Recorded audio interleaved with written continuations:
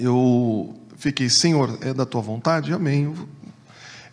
Eu congreguei na Assembleia de Deus Nipo Brasileira, ligada ao Japão.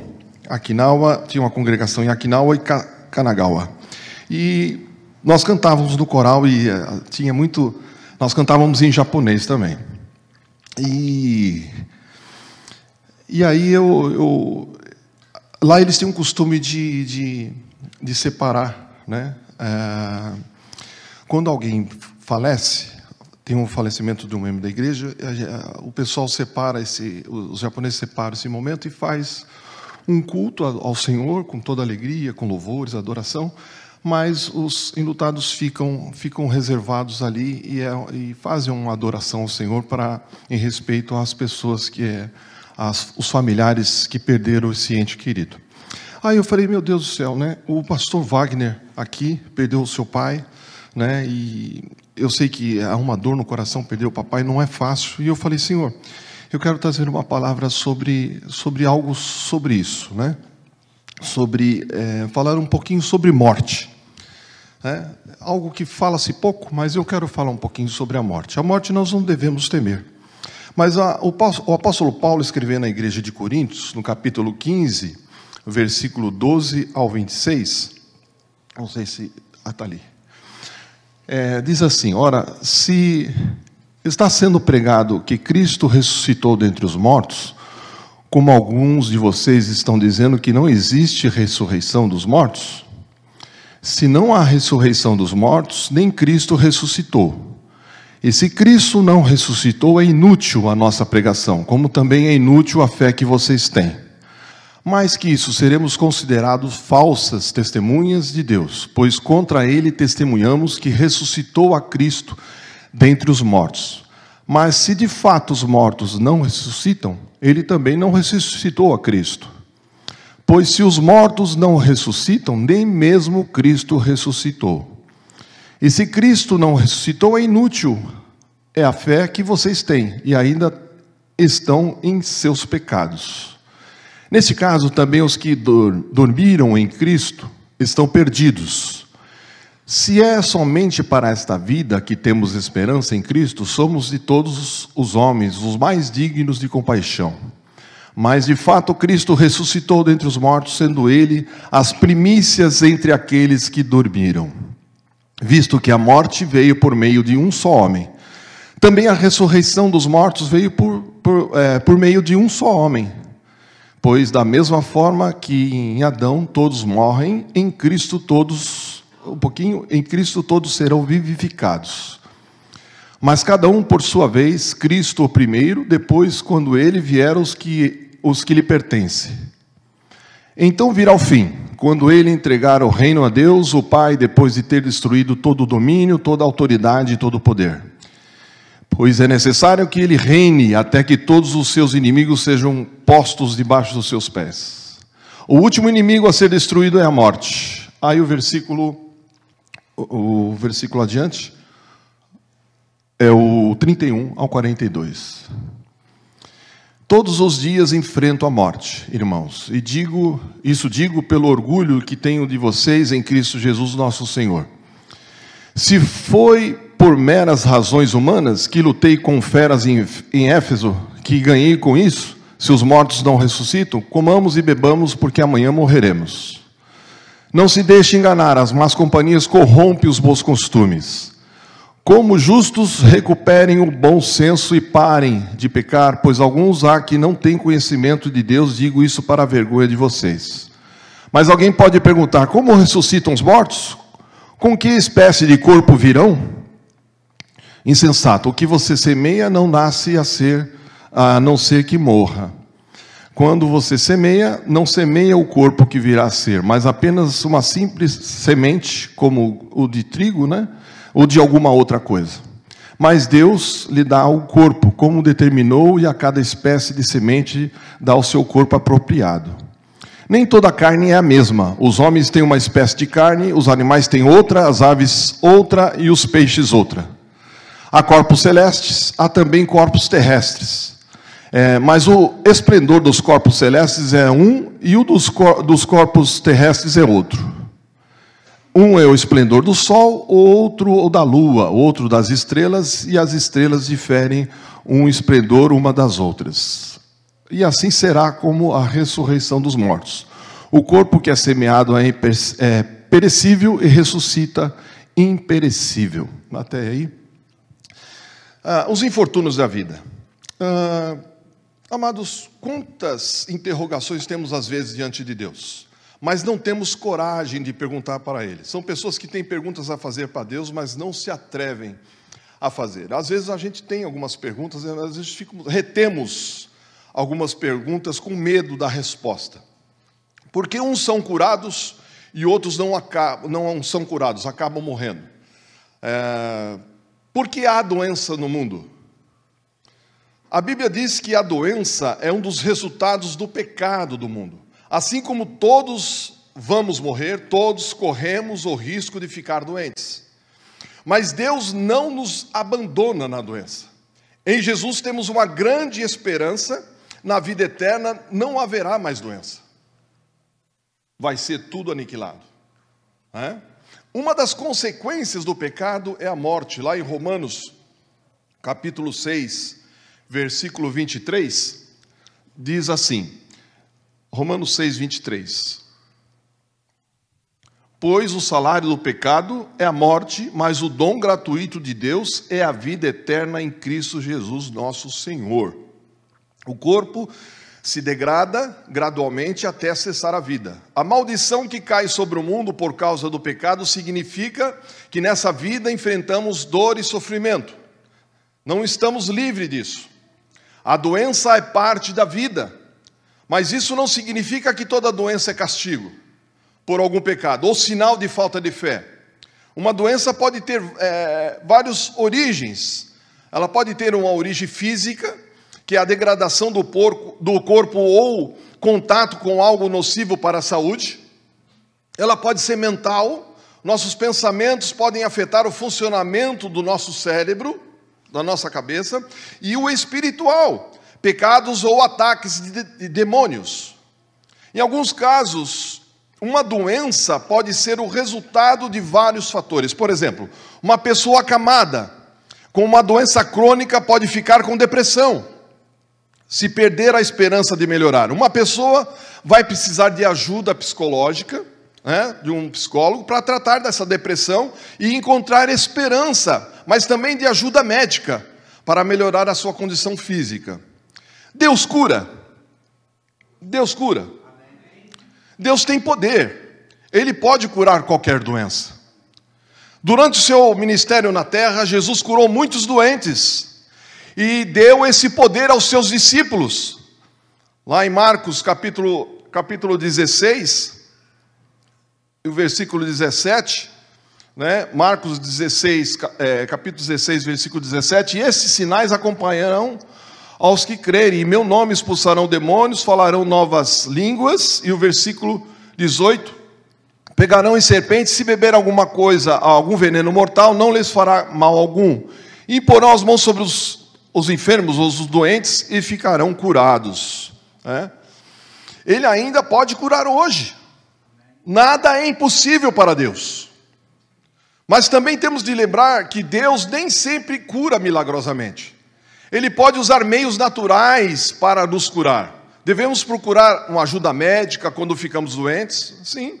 Também devemos cuidar dos nossos corpos e tentar viver de maneira saudável. O corpo do cristão é o quê? É o templo do Espírito Santo. Amém? Ele merece ser tratado com todo respeito. Lá em 1 Coríntios, capítulo 6, versículo 19 e 20,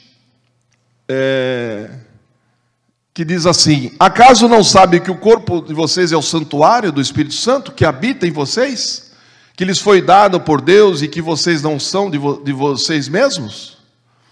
Vocês foram comprados por um alto preço, portanto glorifique a Deus com o seu próprio corpo. E é um mistério que quando você casa, você não tem domínio sobre o seu corpo. A mulher, a sua esposa, tem o domínio sobre o seu corpo. E assim também é o contrário.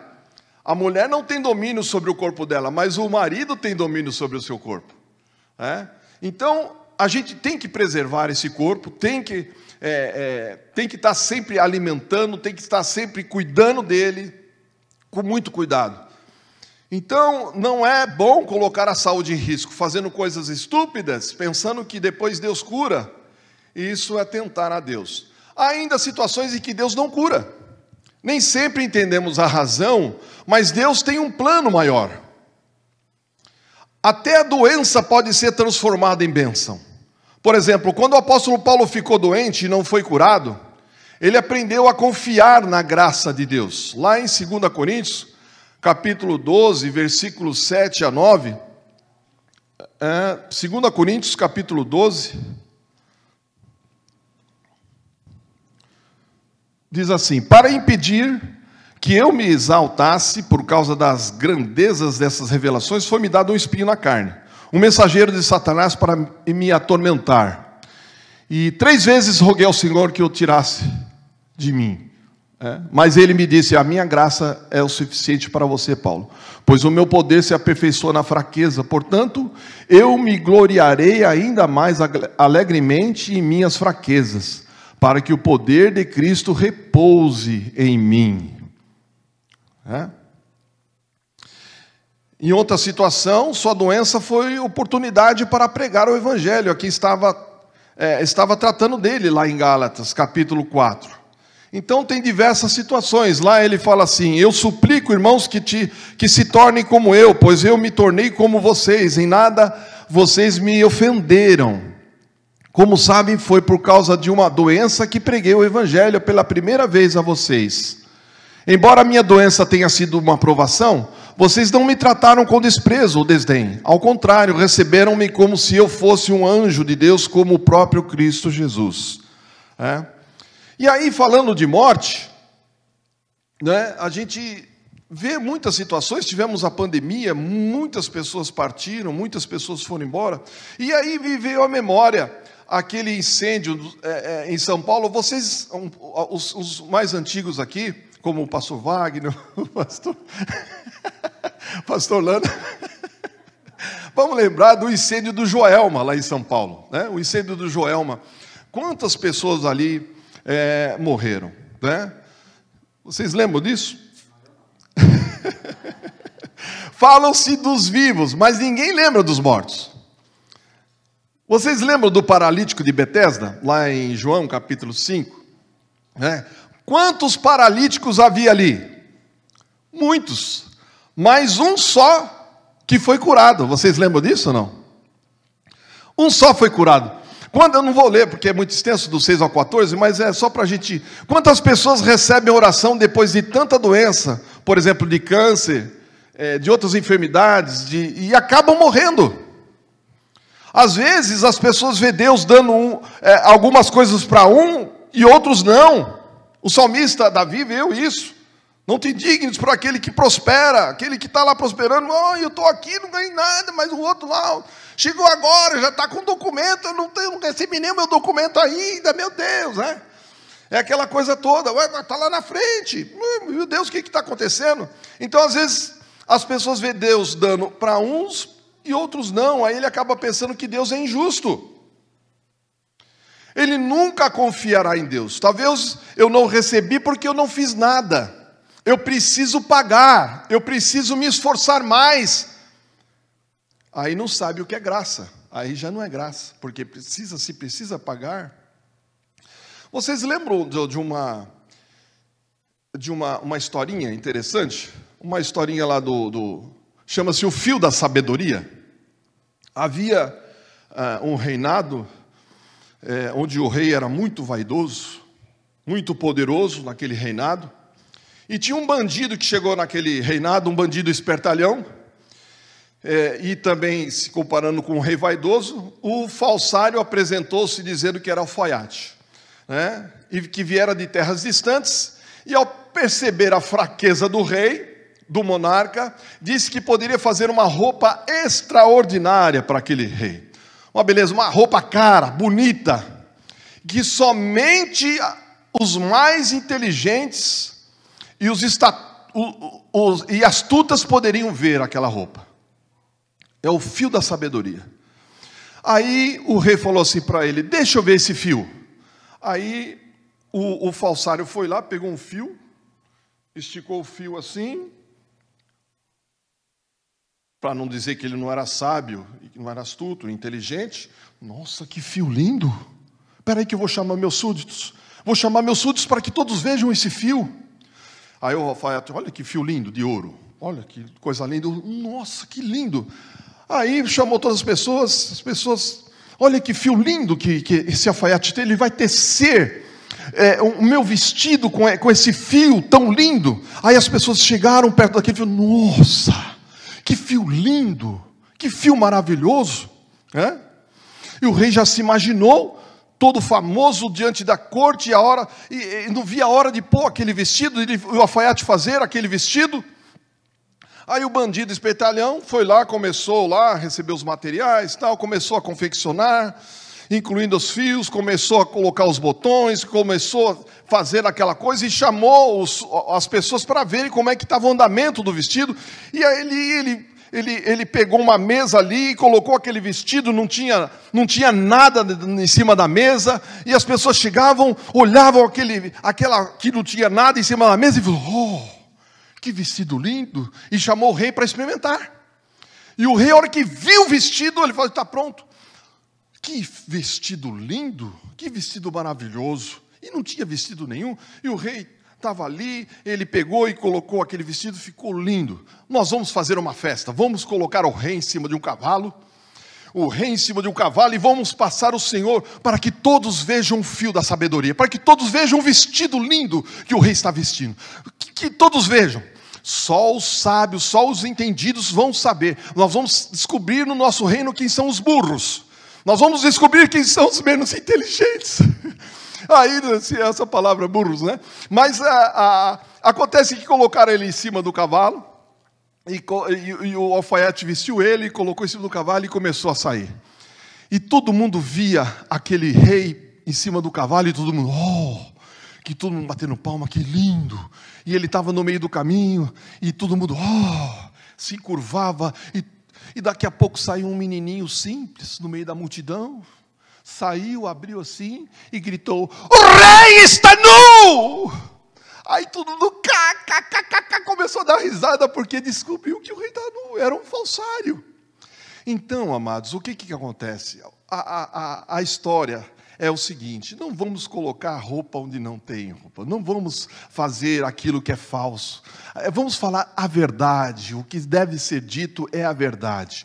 Todos nós enfrentamos infortúnios na vida, todos nós passamos por problemas, todos nós morremos.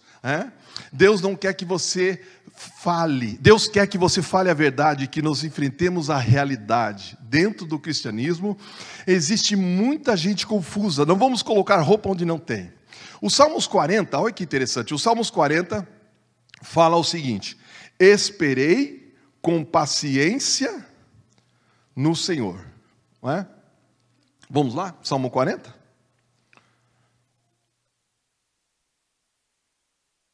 A versão aqui está depositei, né? A minha versão está depositei toda a minha esperança no Senhor. Eu esperei com paciência, e Ele se inclinou para mim e ouviu o meu grito de socorro. Ele me tirou de um poço de destruição, de um atoleiro de lama, pôs os meus pés sobre uma rocha e firmou-me num local seguro. Pôs um novo cântico na minha boca e um hino de louvor ao nosso Deus. Muitos verão isso e temerão e confiarão no Senhor. Como é feliz o homem que põe no Senhor a sua confiança e não atrás dos orgulhosos, dos que se afastam para seguir deuses falsos. Senhor meu Deus, quantas maravilhas tens feito! Não se pode relatar os planos que preparaste para nós. Eu queria proclamá-los e anunciá-los, mas são por demais numerosos. Até aqui, até esse sacrifício e oferta não quiseste, mas abriste os meus ouvidos, holocaustos e ofertas pelo pecado não exigiste. Até o 6. 400 anos de cativeiro até que se levantou um libertador. O povo do Egito ficou preso 400 anos e esperaram mais 30 anos, no total de 430 anos de espera. Tem pessoas que às vezes exigem de Deus, tem pessoas que gritam, pensando que às vezes Deus é surdo, está escutando Jesus. Mas Deus ouviu o clamor do povo. Por trás de um clamor, sempre estará Deus. A palavra de Deus fala que clama a mim e responder-te-ei. Anunciar-te-ei grandes coisas e firmes que não sabe. Deus sempre estará por trás de um clamor. Deus vai lá e se inclina. Sabe o que é isso? Deus se inclinar para mim? Sabe o que é isso? É como se Deus saísse do seu trono, sentado, e ele levantou e olhando, deixa eu ver o clamor. Alguém está clamando por mim. Deus sempre estará por trás de um clamor. Um coração aquebrantado e contrito, Deus estará sempre por trás. Eu convido você a confiar no Senhor. Ele age em favor daqueles que esperam nele. A frase esperei com paciência, ali na versão está outra, mas a minha versão está aqui, esperei com paciência no Senhor, traduz uma expressão hebraica, que significa literalmente esperei pelo Senhor. Essa expressão é do hebraísmo, que combina a ideia de um intenso desejo com uma completa submissão mental à vontade de alguém. O salmista esclarece que essa submissão é devida ao Senhor. Alguns eruditos dizem que a duplicação do verbo esperar no original, esperando, esperei, expressa constância, seriedade e, sobretudo, paciência. Portanto, ao dizer esperei com paciência no Senhor, Davi informa que o alvo de sua resignação, pessoa absoluta, na sua confiança é o Senhor. Essa é uma questão muito importante, porque nos ensina algo que não é qualquer tipo de submissão, qualquer tipo de confiança, ou qualquer tipo de paciência. Muitas pessoas são submissas, confiantes e pacientes. Mas é preciso do que isso? Mas é mais preciso do que isso. É preciso submissão à vontade do Senhor. É preciso ser confiante no propósito do Senhor. É preciso ser paciente no poder do Senhor. Por isso faz todo sentido o salmista dizer, esperando, esperei pelo Senhor. Paciência no dicionário é uma virtude que consiste em suportar dores, incômodos, infortúnios e etc. Sem queixas, com resignação e perseverança tranquila. Perseverança é transformar essa coisa tranquila em glória. Deus é um Deus de propósito, amados. Deus é vida, e você precisa entender isso. A vida é cheia de surpresas. Quem não sabe falar de morte, não sabe falar o que é vida. Eu posso não estar mais aqui amanhã com vocês. Pode ser que alguém até fale, estava em pecado, como alguns amigos de Jó fizeram.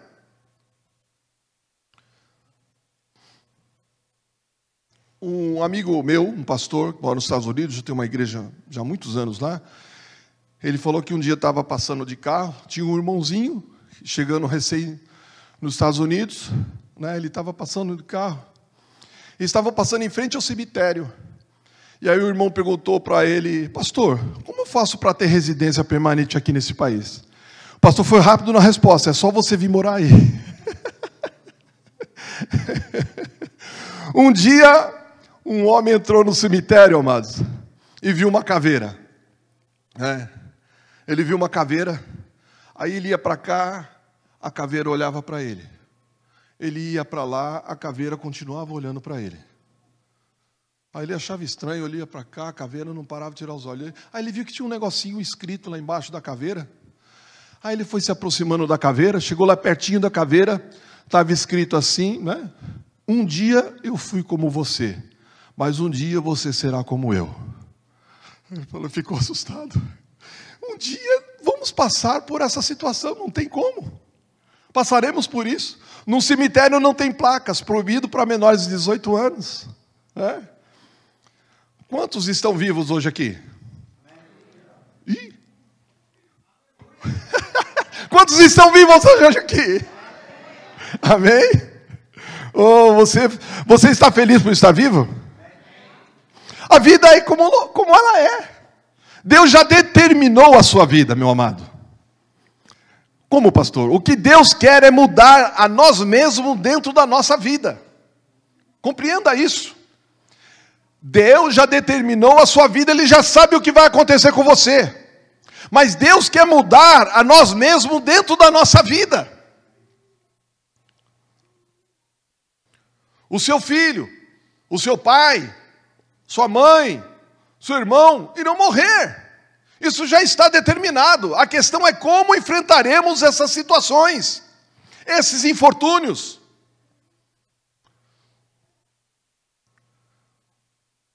Uma vez o pastor estava na igreja, a irmã falou assim: pastor, quero que você ore por mim. Aí eu falei: tá bom, irmão, por que você quer? Pastor, não quero mais ter problemas. Pastor, amém, vamos orar, né? O pastor colocou a mão: Senhor, a tua filha não quer ter mais problemas, Senhor. Eu peço a ti que o Senhor a leve para ti. Ela regalou os olhos: não, pastor, não. Eu falei: como não, irmã? Como não?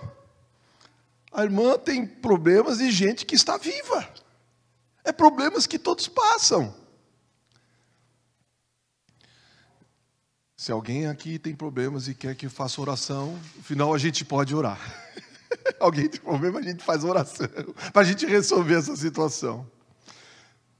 Vamos analisar alguns textos bíblicos, amados. Miriam, irmã de Moisés, ficou leprosa pela vontade do Senhor. Jó, o homem íntegro e reto, temente a Deus e que se desviava do mal, ficou cheio de tumores na pele pela vontade do Senhor. O próprio Lázaro, um dos melhores amigos de Jesus, adoeceu, como explicou o mestre, para a glória de Deus, a fim de que o Filho de Deus seja por ela a doença glorificado. O cego de nascença, de João capítulo 9, carregava uma condição por anos, para, segundo Jesus, que se manifeste nele as obras de Deus, a fim de que falamos de lepra, tumores, cegueiras e uma doença mortal indefinida, todas as enfermidades terríveis. Mas tem mais: muitos são os relatos de Êxodo a Juízes, de circunstâncias em que o Senhor amoroso enviou doenças, pragas, pestes ao seu povo, o povo eleito, o povo escolhido, para que aprendesse que não havia outro Deus além dele, e abandonasse a idolatria. Os irmãos já devem ter passado por essas passagens. Deus olha para mim e para você sempre, sempre, sempre, a partir de perspectiva da eternidade. Ele olha para você, ele vê lá na frente: o meu servo vencerá, o meu servo vencerá, ele é forte, ele vai chegar lá. Amém, amados? Se para isso for preciso que soframos um tanto de tempo nessa vida terrena, e assim aprendamos importantes lições que impactarão diretamente nosso relacionamento e a nossa intimidade com o Senhor, pelos zilhões de anos, zilhões, que teremos entre a doença e a eternidade. Afirmo que Deus nos enfermaria quantas vezes fosse necessário. Por quê? Porque, em linguagem bíblica, lá em 2 Coríntios, capítulo 4, versículos 17 e 18, porque a nossa leve e momentânea tribulação produz para nós eterno peso de glória, acima de toda comparação, não atentando nós nas coisas que se veem, mas nas que se não veem, porque as que se veem são temporais, e as que se não veem são eternas. Sim, ficaremos doentes. Sim, homens bons e íntegros, cristãos fiéis, servos cheios de fé, todos ficarão doentes. Sim, todos os que adoeceram sofrerão. Sim, devemos orar pelos enfermos na esperança da sua restauração. Sim, amados, remédios curarão muitos. Sim, milagres curarão muitos, e alguns. Sim, muitos morrerão. Sim, no fim todos morreremos. O que fará diferença é o quanto teremos capacidade de tirar aprendizado de toda a dor e o sofrimento que precisaremos encarar. Tem um pastor que eventualmente diz, exceto por um acidente ou assassinato, ninguém morre de morte. Todos morreremos de doenças, de falhas no funcionamento do organismo. Desconsidere que quem morre por fatores de origem externa, como tiros, facadas, atropelamentos, afogamentos ou similares, os demais morrerão de AVC, ou infarto, ou malária, ou ceia, dengue, ou o próprio Covid. Ninguém morre de velhice. Velhos morrem porque seus organismos não comportam mais a vida. E por isso algo falha, uma doença os acomete e chega o momento da partida deste para uma existência material. Se todos os cristãos fossem ser curados de tudo, nenhum de nós morreríamos. Lembre-se de que todo mundo que um dia foi curado de algo, seja por atendimento médico ou por um milagre, no fim acabará sucumbindo a outro mal. Ou você acha que Lázaro, o irmão de Maria, está vivo até hoje? Lázaro ressuscitou. Mas se ele ressuscitou, por que não está vivo? Quando Jesus bradou nos céus, quando Jesus bradou ali, e ele ressuscitou saindo da cruz, diz que houve relâmpagos, trovões, os céus se fecharam, o véu se rasgou, e diz que tumbas foram abertas, pessoas foram ressuscitadas naquele momento da ressurreição do Senhor Jesus. Foi pessoas perambulando pela cidade, andando, ressuscitaram pelo poder. Essas pessoas ressuscitaram, mas um dia morreram, não estão vivos até hoje. Aguardando o grande momento que nós lemos lá em Coríntios, a ressurreição dos mortos. Paulo escreveu aquela carta aos Coríntios, que nós lemos no início. Havia um grupo de irmãos ali, que estavam batizando os mortos. Quer dizer, o batismo nas águas, eu passo pelo batismo nas águas, por um ente querido que já morreu, assim ele sai do inferno e vai para o céu. Tem uma seita que faz isso, né? Tem uma seita que faz isso, e eles se baseiam nesse texto de Coríntios para fazer isso. As pessoas queridas e entes queridos morrem, eles vão lá, passam pelas águas para a pessoa ter um alívio, ir para o céu, né?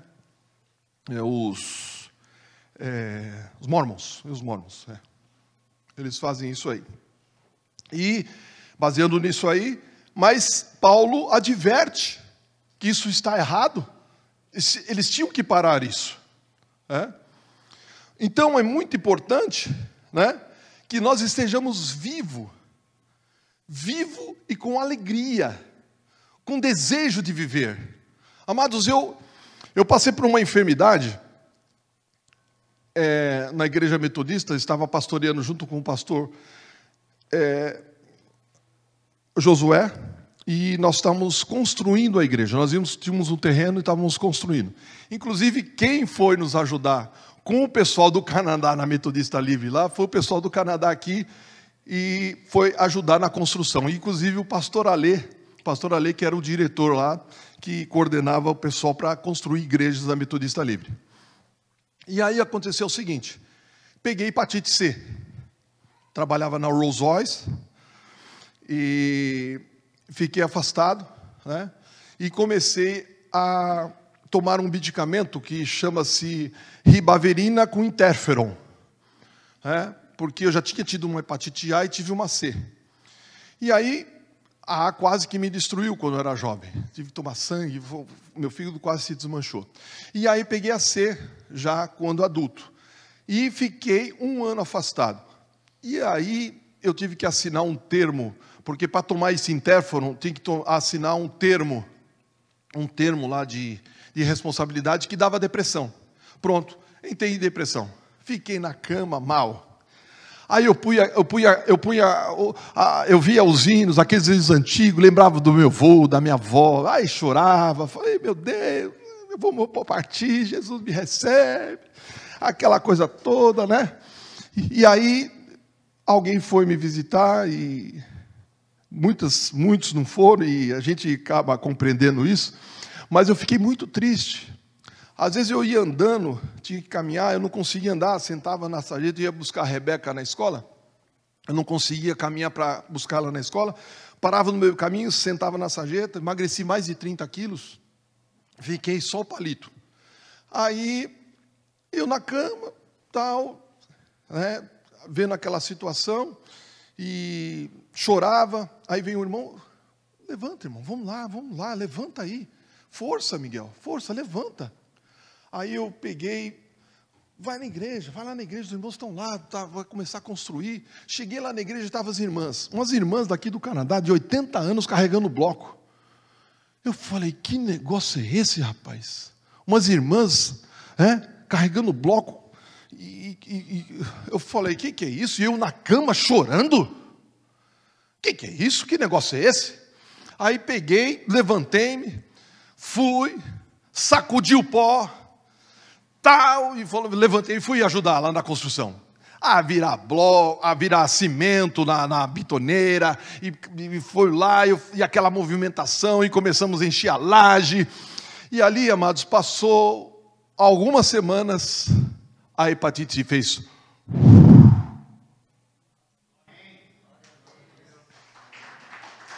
Foi embora. Foi embora, amados. Eu tive um sonho. Isso é uma experiência minha, pessoal.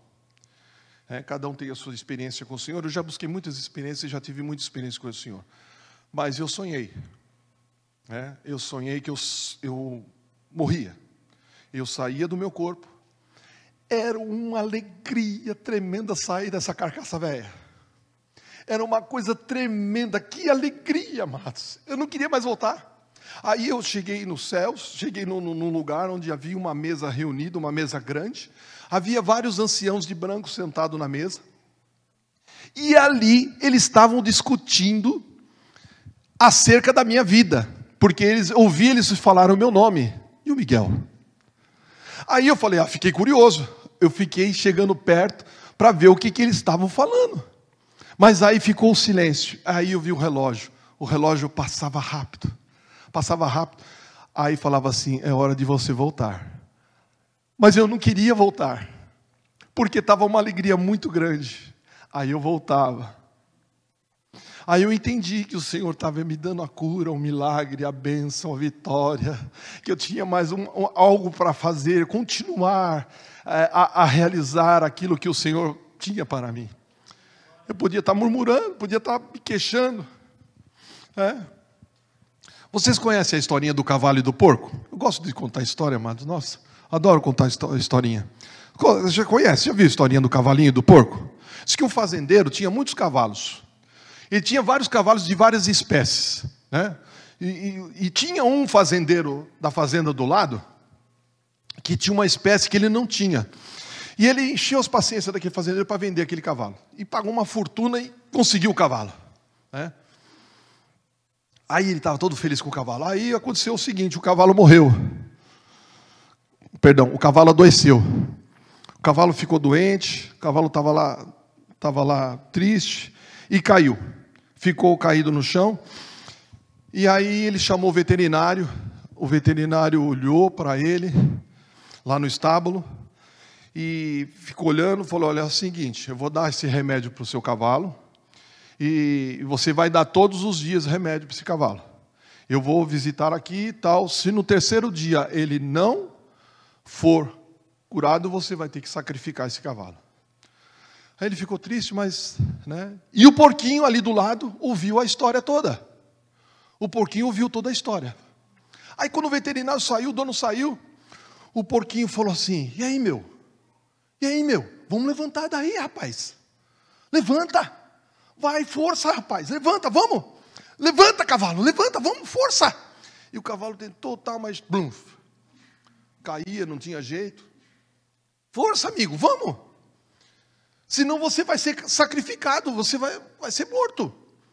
E o cavalinho não tinha força. Aí passou o segundo dia, mais uma vez, o dono foi lá, olhou o cavalo, coçou a cabeça, chamou o veterinário.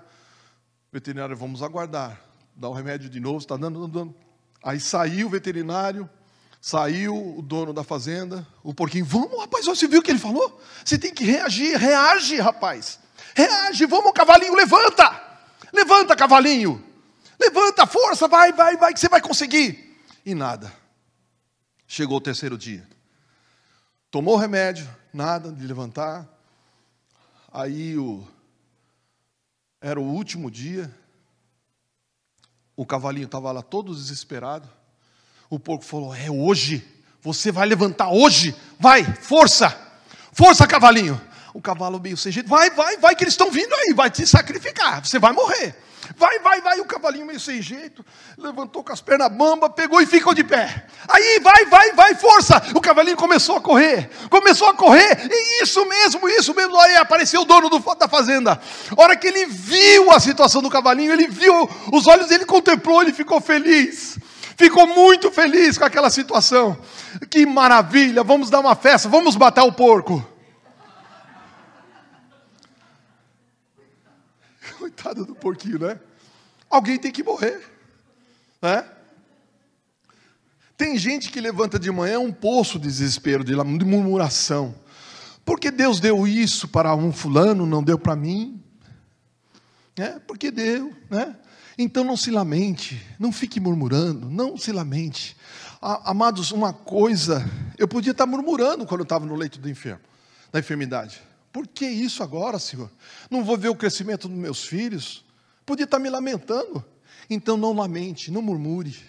Uma das coisas ruins que vem às vezes à tona para a gente, que situação é essa que eu estou passando? Que situação difícil, que da sua boca possa sair palavra de bênção, de vitória, em nome do Senhor Jesus. Ora, sabe de uma coisa, que a vida é como uma aposta. Aposta é crer, entrar no ringue para ganhar, orar que vai dar certo, ore ao Senhor. Imagine você, às vezes acontece isso, né? Você tem lá uma plantação e pede, Senhor, que possa chover aqui para molhar a terra. Aí tem outro orando também, Senhor, que não chova, Senhor, não pode chover. Quem que Deus vai atender? O que está orando para chover ou o que está orando para não chover? Então, amados, é você crer no Senhor. Deus está sob o controle de todas as coisas. Ora com fé. Tem pessoas que se diz num patamar muito espiritual, muito grande, tão grande que ele coloca numa posição elevada e diz como o Senhor deve fazer, e não como o Senhor quer fazer. Então o Senhor quer realizar na sua vida, na minha vida, na nossa vida, é a vontade dEle que tem que prevalecer, não a sua vontade. E a vontade do Senhor é que você viva, que você dê bastante fruto, que você tenha alegria. A paz do Senhor, meu irmão, a paz do Senhor. Como está você? Mais do que mereço. Deus é muito fiel, Deus é muito bom comigo. Você está vivo, então é motivo para você se alegrar, para você sair dessa caverna, para você sair dessa situação de marasmo, para que você possa levantar e glorificar o nome do Senhor. Exalte o nome do Senhor, porque o Senhor é bom, porque o Senhor é misericordioso. Estou vivo na terra dos viventes. Aleluia. Amém, amados? Essa é a palavra que o Senhor colocou no meu coração. Estamos vivos. Vamos colocar de pé em nome do Senhor Jesus, por gentileza. Aleluia. Deus é poderoso. E Deus é vida. E Jesus veio trazer vida e vida com abundância para você. Levante as suas mãos. A Bíblia fala que são mãos santas, sem ira, sem contenda, levantado para o alto dos céus. E vamos agradecer ao Senhor. Obrigado, Pai. Obrigado por esse dia, Senhor. Obrigado pela neve que cai, Senhor. Obrigado por estar aqui nesse país. Obrigado, Senhor, por tudo que o Senhor tem feito. O Senhor tirou eu do lamaçal do pecado. O Senhor firmou meus pés sobre uma rocha. O Senhor colocou um novo cântico em meus lábios. Eu louvo o teu nome, Senhor. Obrigado, Jesus. Obrigado, Senhor. Tu és poderoso para fazer muito mais, Senhor, do que nós imaginamos. Abençoa a tua igreja nesta manhã, Senhor. Dê fortaleza, Senhor, aquelas vidas, Senhor, que está sem esperança, não tem mais esperança, não está conseguindo mais orar, não consegue compreender os mistérios da vida. Meu Senhor, abençoe e fortalece. Levanta em nome de Jesus. Calça os pés com o evangelho da paz. Calça os pés com o evangelho da paz. Com a couraça da justiça. Com a espada desembainhada. Meu Senhor, em nome de Jesus. Com o escudo da fé. Oh Senhor, que a tua armadura possa estar sobre nós. Meu Senhor, nos livrando de toda seta maligna. Em nome de Jesus, e que possamos dar fruto. E o fruto possa permanecer. Em nome de Jesus. Amém. Amém. Dê uma salva de palmas ao Senhor Jesus.